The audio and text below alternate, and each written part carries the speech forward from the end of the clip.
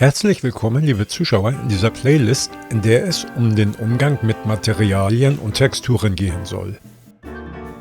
Mit dieser Playlist zeigen wir ein paar Einblicke in die Arbeit mit dem 3D-Grafiktool Blender, beginnend mit der Version 3.0, wobei ja mittlerweile eine Beta-Version 3.5 verfügbar ist.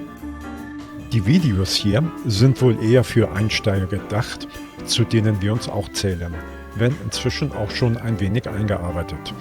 Aber auch Fortgeschrittene können hier eventuell den einen oder anderen Tipp und Kniff abgreifen. Blender ist bekanntlich eine Freeware, als solche aber ungemein mächtig.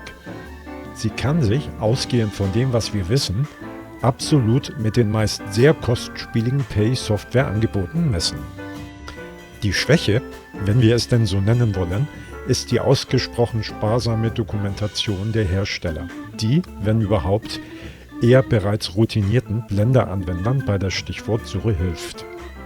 Letzteres ist aber auch nicht wirklich schlimm, dann investiert man ebenso um die 50 €.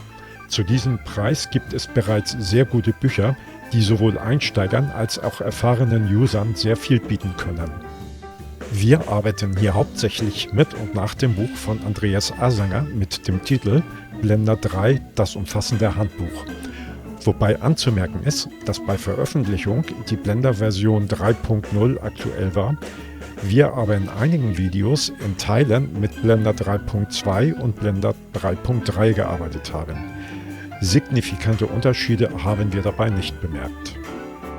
Mit dem ersten Video, welches ja schon eine Weile online ist, sehen wir einen Schnelldurchlauf der verschiedenen Phasen der Modellierung des Tauchbootes, noch nicht kommentiert.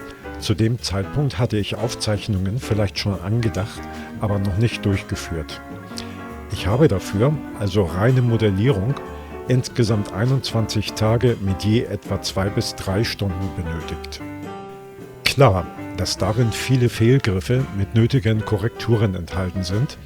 Selbst mit Vorlauf ist der Umgang mit 3D-Gestaltung und der dafür vorgesehenen Software für mich Neuland, der ich bis dahin fast ausschließlich mit Systementwicklung rund um relationale Datenbanken wie MS Access oder MS SQL Server befasst war.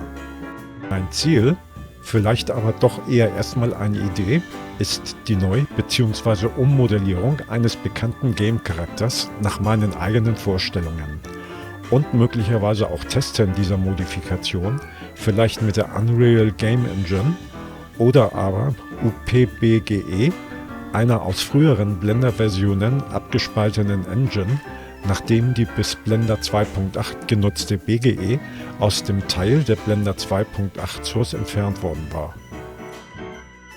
Wie auch immer, das ist erstmal noch Zukunftsmusik. Ich strebe zunächst danach, mich mit Blender möglichst umfassend in 3D-Modellierung hineinzuarbeiten. Wie heißt es so schön nach Konfuzius? Der Weg ist das Ziel. Also, viel Spaß beim Anschauen der Videos in dieser Playlist. Und nachmachen. Zu guter Letzt, bleibt alle gesund.